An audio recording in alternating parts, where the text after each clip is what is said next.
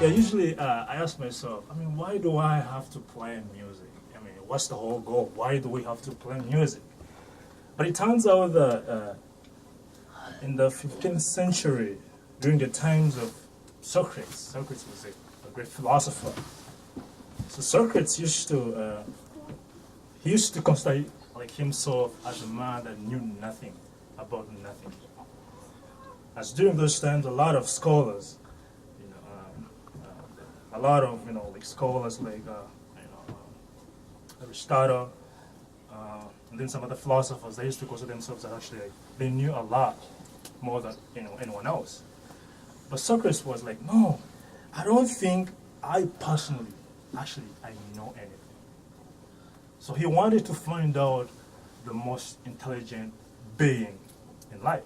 So he went only asking like these great teachers, these great philosophers, what they thought about like things such as justice, things such as like justice, virtue, those really philosophical things.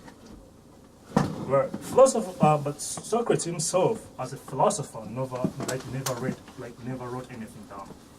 But one of his students, called Plato, Plato was a great philosopher. So Plato, as a student, was the one that actually took the writings, or was the one that took, the arguments of Socrates, and then he decided to put these arguments into writings. So it's the reason why we actually have like philosophers nowadays, because like most of these guys are, they are learning these things that Plato, wrote down from Socrates. But one of the most interesting things about Socrates is that Socrates, he promoted an education that was based on two trainings. One was musical training, and the other was the physical training. So some of us would ask us, I mean, why do I have to study music? What's the whole goal? I mean, why musical training? But Socrates was like, musical training is actually a better education in educating a human soul. Amen. Because there are some parts in a human soul that have a lot of appetites, and these appetites need to be educated. These appetites need to be controlled. And the only training that can actually do that is a musical training. So the whole goal is that never spend a day in your life without at least listening to a song that you want. So that's the whole goal. But I mean, why am I even saying this? I mean, why did I have to call Bishop to tell him that there is something that I want to share with the rest of, the brothers and sisters? I mean, why? What really compelled me to text Bishop, to wait on him, to go out there and read more about something that I'm about to talk to you about? What compelled me? Well, I should say at this moment, nothing compelled me. Nothing, right? But the whole thing, first of all, I want to say that a lot of people consider themselves as being free human beings. They consider themselves as being free. But nowadays, if you pay a lot of attention, you will realize that a lot of people are in bondage of false concepts, false ideas. And they keep living these ideas. They keep living these lines of thinking, and they wonder why their lives never change. Come on, preacher. Why they have to live the same set of circumstances Over and over without again. moving forward. I mean, why is it that everyone is moving forward and I'm not moving forward? Why is it that I have to do a lot of stuff just to move forward? Why is it that it's not very clear to me what it means to actually progress and to move forward? Why am I confusing progress with movement? Why? Given the fact that I know something. But the truth is, people are in bondage of false ideas and false concepts. Why? Why am I saying this? Why am I even saying this? Right? Why? I mean, I don't know anything. I don't know what truth is, but why? I mean, how do I know? Of course I know. Why? Because people don't know truth. People don't know truth. Why? Have you, maybe even before I tell you that, a couple months ago, I left a question on this table. And the question was, what is life? In fact, before that, I came here with a friend of mine called Bob. And we talked about Bob. And it turned out that it's me who was a friend to Bob, who was able to agree with Bob's situation. But that's not the whole goal. The whole goal is that Bob being in this place, Bob was able to excite and, inspire, empower a new dynamic in this place. We were able to hold on to our own thinking and say, wait a minute, why did I have to say this? Maybe I need to rethink this. Maybe I need to rethink Bob's situation. Maybe I've been so oblivious that everything has been passing by me and I haven't realized that there is something going on. But that's the whole, but the whole goal is that Bob being in this place, Bob has taught us a lot. He has kicked us out of our comfort zones to actually look at the whole world and say, wow, I gotta pay attention. I gotta really look at the pain that Bob is holding on to. And I personally, I've learned a lot of things just by being around Bob. Now, the thing that I want to talk to you about is this. I left a question in this place. And when I came back a few weeks later, I got some results that the question had been answered. And the question was, what is life? I mean, what does life mean to you? What is life? To be honest with you people, this is the question that I've been traveling my life with. I've been asking myself this question over and over and over and over. And I'm still asking myself this question. Every person that I meet, I always have to ask this person, what does life mean to you? Tell me. But what really kills me a lot, what really, shutters down my curiosity is that when people say, life is what you make it. Life is what you make it. Really?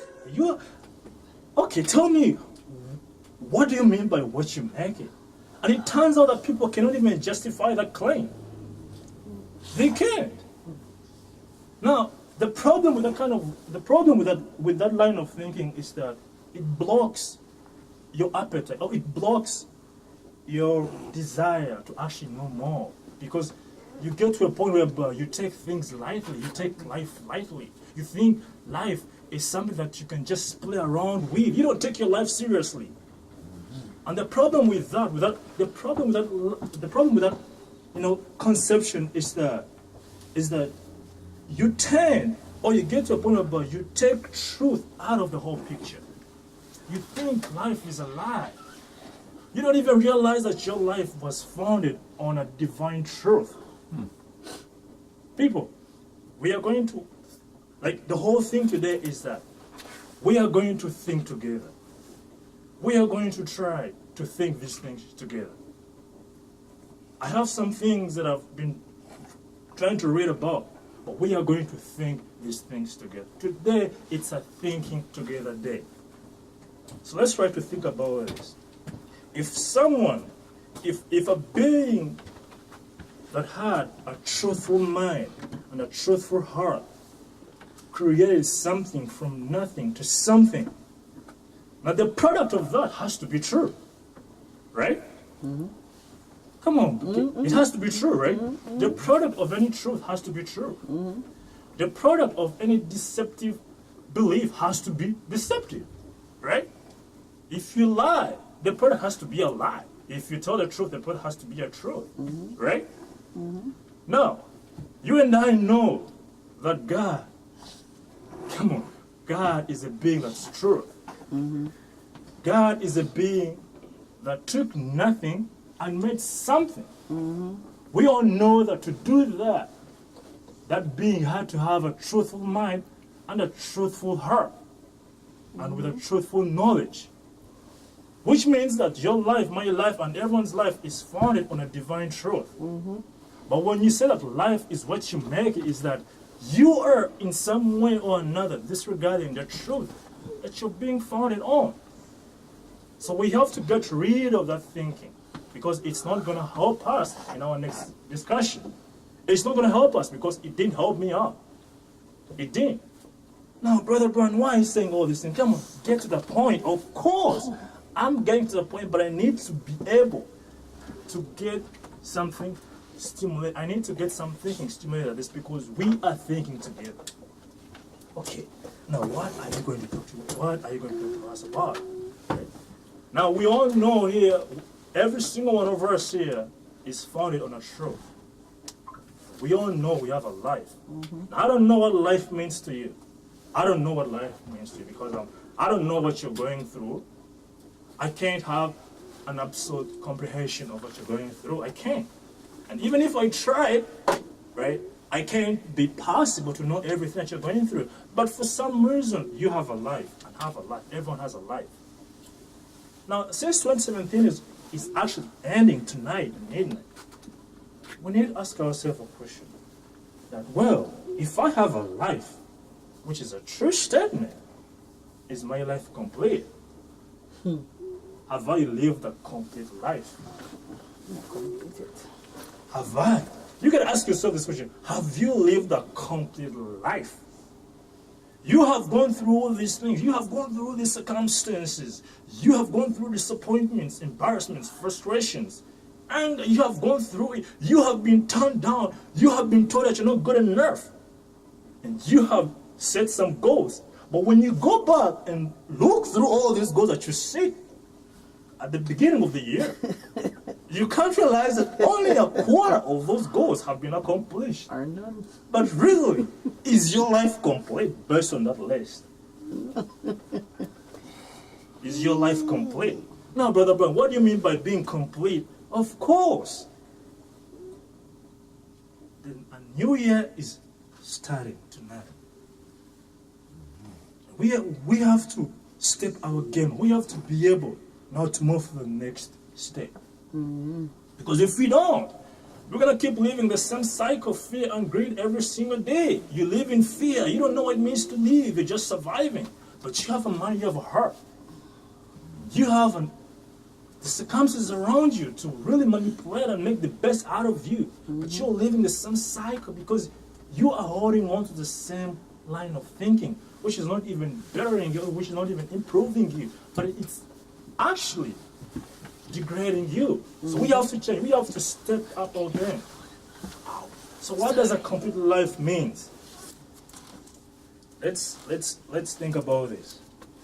If I take a half truth plus a half truth, does a half truth plus another half truth equals to one truth? No. Right?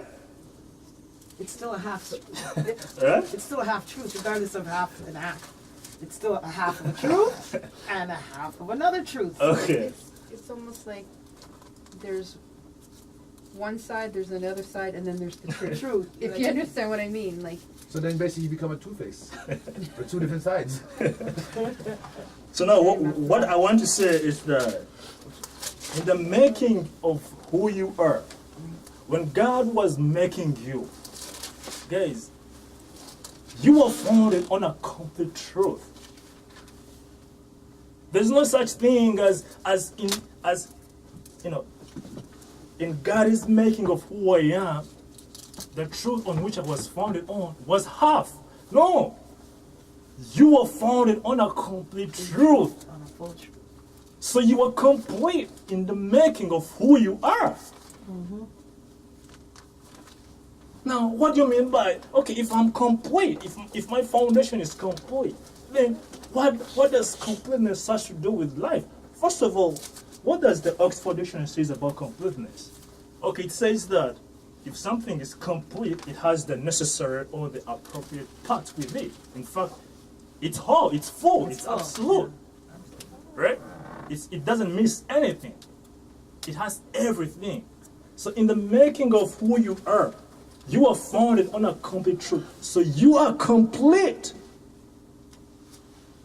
You are complete. Your mind is not lacking anything. It's complete. your heart is complete. Your body is complete. Everything that you need to do, anything that you are meant to do is complete. So you are complete. Because in the making of who you are, when God was making who you are, when He was shaping you, putting all these shapes into place, every shape was complete. So you are a complete human being. Okay. Now that's okay. If that's true, then what does that has to do with my life? Given the fact that I have the freedom, I have the will to choose. What does that has to do? Now the problem with not realizing that, the problem with not realizing that you are founded on a complete truth is that you end up living a lie because you don't know that. You take your life lightly. You play around with your life. You don't sit down to plan how you want your life to be. You play around with it. You don't aspire for anything greater than yourself. You're playing with life. You keep doing the same thing, the same action, and you find yourself the same consequence every single year because you don't know that you are founded on a truth. So you're living a lie because you don't know. Because you've not even put in the energy, the effort to know, to even see that truth that you are founded on. So you end up feeling incomplete. You feel like the world has to first accept you to do what you are meant to do, to feel complete. So we were founded on a complete, each one of us here, there's a complete truth underneath us. Now what does it mean to live a complete life? There we go. Now if I was founded on a complete truth, what does it mean to live a complete life?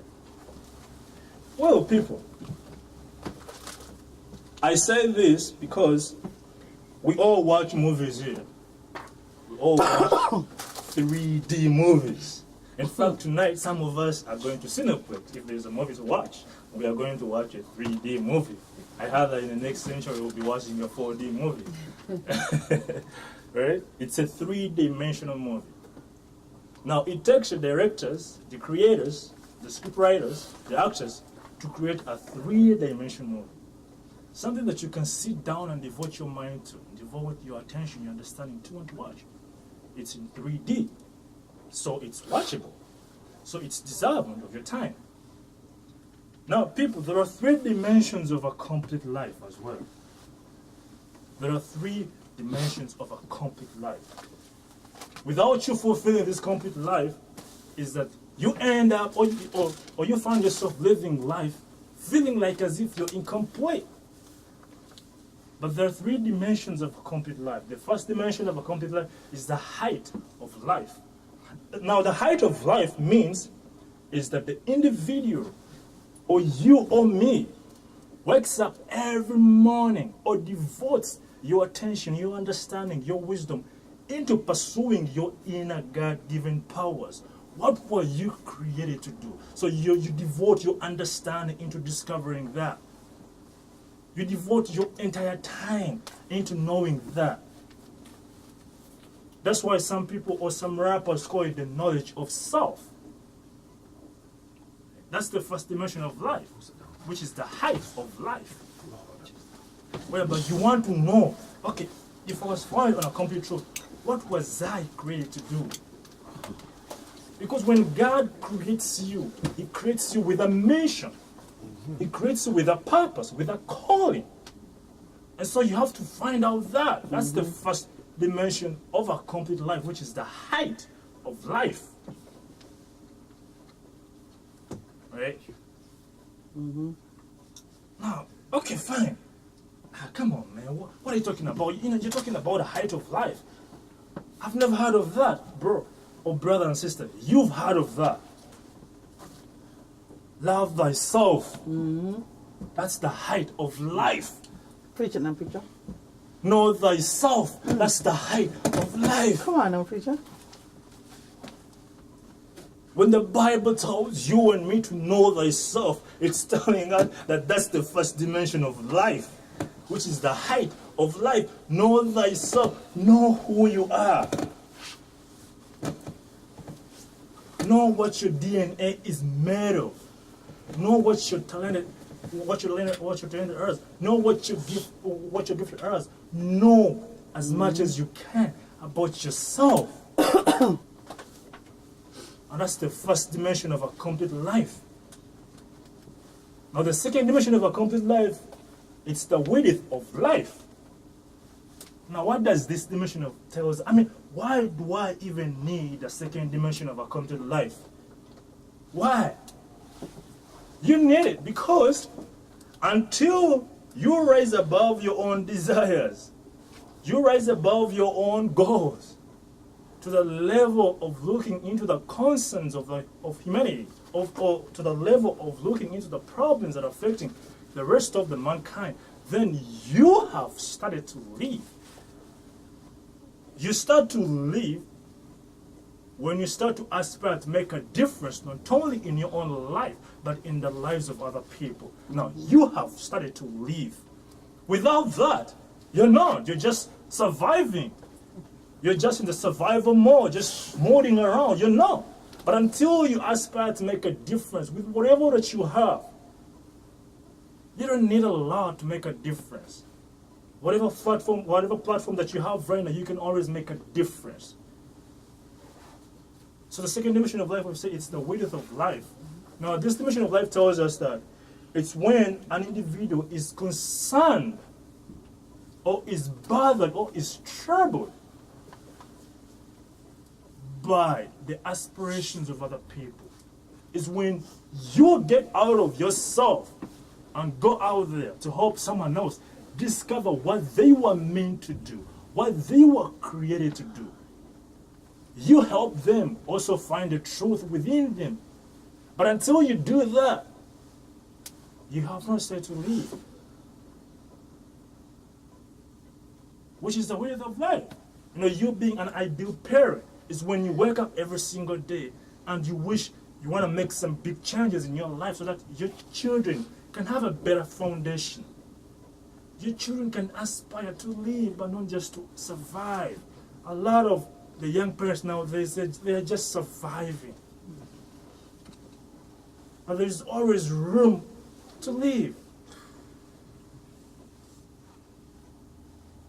Oh, brother, come on, man. No. It's 2017, man. We don't need to hear that right now. Maybe we don't. But we have to step up our game. Step it up, brother. Okay. Let's look at the third dimension of life. See, we've talked about me pursuing my own God-given powers, right? And we've also talked about me getting out of the self and going out there to help this child or anyone to pursue their own God-given powers. What's remaining? You know, me being able to move in this direction and then to be able to turn and then look in this direction, right? There is something that I needed so that once I get to this point, I have to be able to turn this side to also look this side. There's something that I needed. Because it's not that everyone who has an inspiration to actually move can make that turn. There is something that you need. That's empathy.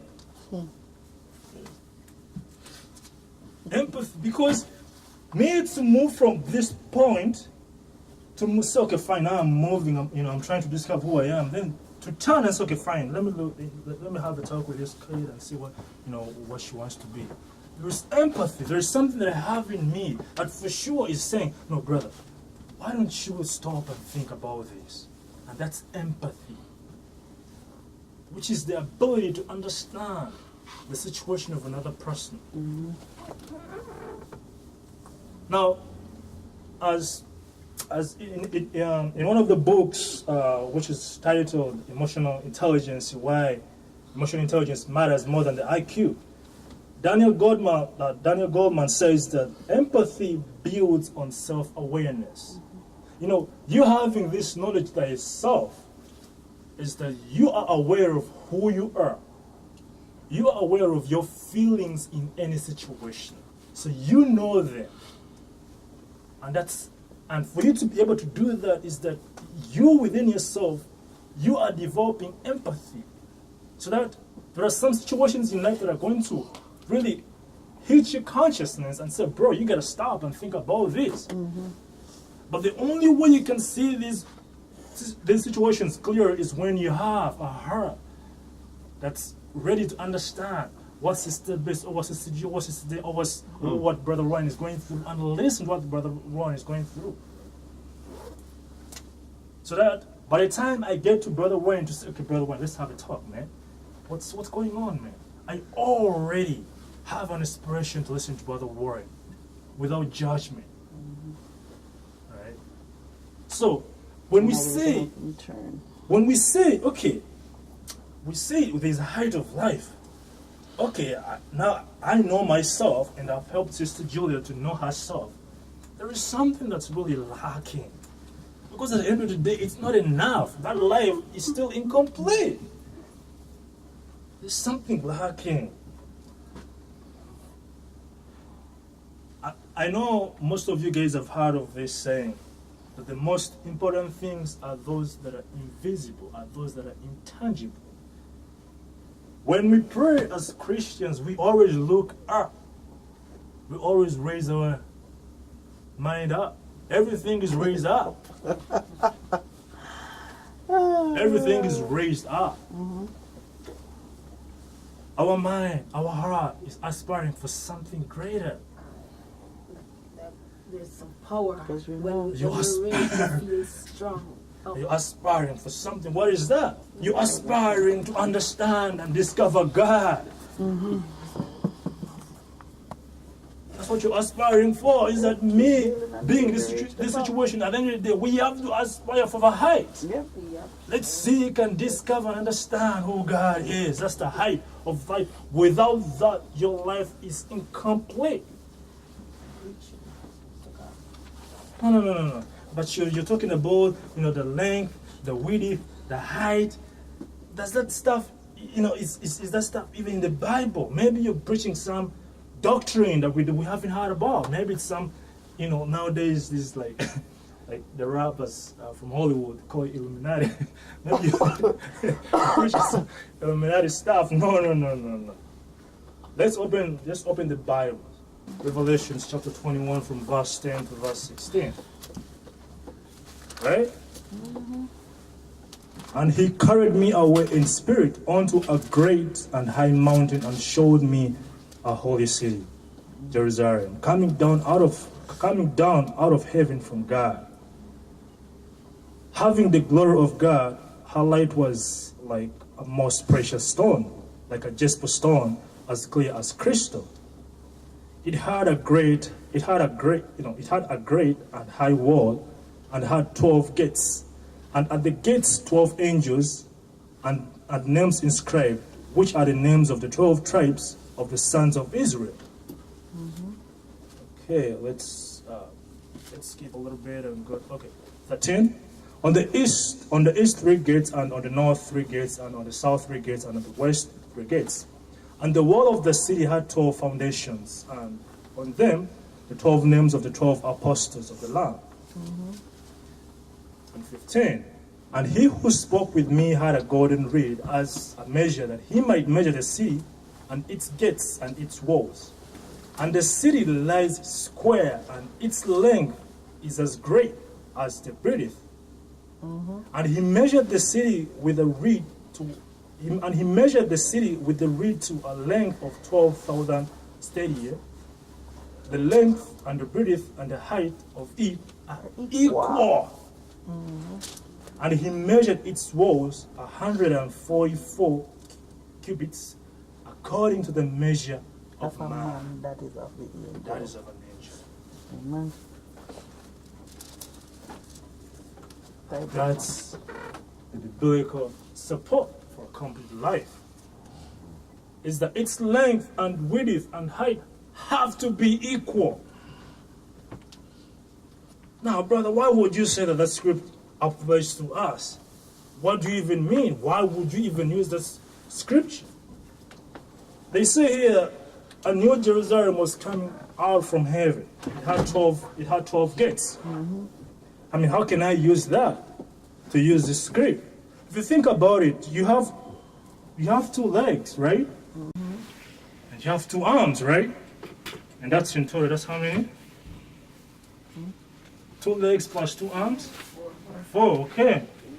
You have, what else? You have 2 eyes, right? That's how many? 6. Right? And you have 2 ears, right? How many? 8. 8. And you have 2 lips, right? How many? 2 lips? Wow. Oh. Top and bottom. Yep. Eh? 10. And you have 2 of these. Nostril. How many are that? 12. 12. Whatever New Jerusalem you've been waiting for, you are the New Jerusalem you're waiting for. Amen. Amen. You are the New Jerusalem you're waiting for. If you're waiting for change, you are the change. You are the change. The president, the former president, Barack Obama said, you are the change that you are waiting for. You gotta change you and let God rest. So everything on this New Jerusalem, everything is equal. The length, the width, and the height, they are all equal. No. I still don't agree with that. Fine, you don't agree, that's okay. But the Bible says that there was a New Jerusalem coming down.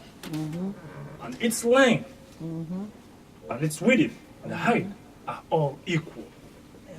But along the lines we see that the way it was measured, they used a measure of man to do this. So this scripture, no matter how many times we reject it, it applies to every single one of us here. 2018 is coming and we want to change life. We are waiting for the system to change things. We are waiting for things to get better. No. You gotta make it better. You gotta make things better. We gotta start making things better within our own home. Amen. Amen. Within our We gotta own work home, on yep. ourselves. We gotta set some new goals. Some of us think that we are too old to set new goals. We are not. We are not. We can still be CEOs, whatever you want. You can still be that. You can still set new goals. You can still learn. You can still go for an education. But as you know, always change comes with toil and trouble. Nothing's gonna come an easy Doesn't way. come easy. No. This change, we're gonna have to work it out on every single day. We have to start to invest everything in changing our circumstances, in changing who we are and what we think about life. We have to stop taking life lightly, as if it's something to play around with. It's important. It's precious. But as if you can live the 3 dimensions every single day, which is always possible, because I've seen it, because I've tried it out, you're living a complete life. You don't wait you don't wait for death to come for you to say, oh man, now my life is not complete. No. Your life is complete. But you gotta learn how to live it. You gotta learn how to live a completeness of who you are. Now, Brother Brian, why did you okay, fine, you talked about the breath. What's the biblical support for that? I don't think it's necessary for me to jump out of the self for me to actually, live. Well, I think it does. Because when you look at Matthew chapter 25, verse 42 to 45, for I was hungry, and you did not give me anything to eat. I was thirsty, and you did not give me anything to drink. I was a stranger, and you did not take me in. Naked, and you did not clothe me. Sick, and in prison, and you did not visit me. Then they will also answer, saying, Lord, when have we seen you hungry, or thirsty, or a stranger, or naked, or sick, or in prison, and did not minister to you? Then he will answer them, saying, Truly I say to you, inasmuch as you did not do it to one of the least of these, neither have you done it to me. So until you do that, that's the biblical support for the widow. That in every single one of us here Yes, you didn't do it to the lives a least. manifestation of Christ. So you can't sit back on your own potential and say, no, man, I got to focus on the length and the height. No, because that's not good enough. Because you might think you will get there. Fine, okay, suppose you get there, but chances are you'll get back. Because you have not mastered the width of life. Because you have rejected your fellow man. You have disregarded their suffering, their pain. You have taken it for granted. Oh my God. But until we learn to recognize that in every single one of us here lives a life of Christ, we will never stay in our comfort zones. We will never say, no, the social unrest on the street has nothing to do with me. As a black man, the Black Lives Matter movement has nothing to do with me. But as long as I will continue to disregard that, as a black man, I will never survive. Because every man's death diminishes me. Because I'm connected to mankind. I have to sit back and ask myself, no, why do these college teachers have to strike to get a better pay? Why did the colleges have to close down? I have to take them into consideration. I know some of us don't have the power to change things, but we have to really think about these things. God has. And we have to find a way of teaching these things to our children so that they grow up with the consciousness of the world around them. So that when they are in the same schools, they don't have to sit back on their potential, thinking that they have the same opportunities once they get out there, because it's not the case. If we as parents are to be conscious of the world, then we have to really try as much as we can to provide an education that excites consciousness in our children. So that children don't take life lightly. So that you don't sit back and ask your son or your daughter, oh, babe, what do you think about it? And then she tells you, life is what you make it. She's going to be able to tell you more. Tell me more. There's more. And there is always more to tell. There is always more to think about. There is always more to appreciate. And to give. And to embrace. Well, okay, now I see the reason why it's important. But why did you have to explain the concepts? Why did we have to? Because we are all English speakers and we understand those things. Why did you have to? There was no need of me explaining these things, these concepts. But I like to assume that there was a greater need for me to explain what I was talking about. Because like I stated before, I told you that people are in bondage of false concepts and false ideas. As a matter of fact, if I tell you that I want nothing, chances are I want something. So you have to be able to know what I mean when I say something, and what you mean when you say something, what you really mean. Well, I'm going to show you the biblical support that tells us to actually understand these things better. That Christ may make his home in your hearts through faith. That you, being rooted and grounded in love, may be full of strength to apprehend with all the saints what the breadth, which is the width, and length, and height, and depth are. Now we all agree. I didn't get some doctrine said to preach it here or to introduce here. Everything that I've said comes from the Bible. You know something, but you gotta know what it means. You should finish the rest. So, as a new year is beginning tonight, let's try to step it up our game. Let's try to redefine what life means to us. Let's try to live a complete life, because I know and I believe that it's possible for every single one of us here to live a complete life. Or maybe even some of us have been living a complete life, but we didn't know.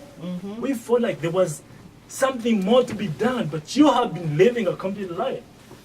If 2017 felt like it was a mess, but when you revisit the things that I've talked about, when you revisit the scriptures, you might get to a realization that actually you have been living a complete life every single day of your life. Amen.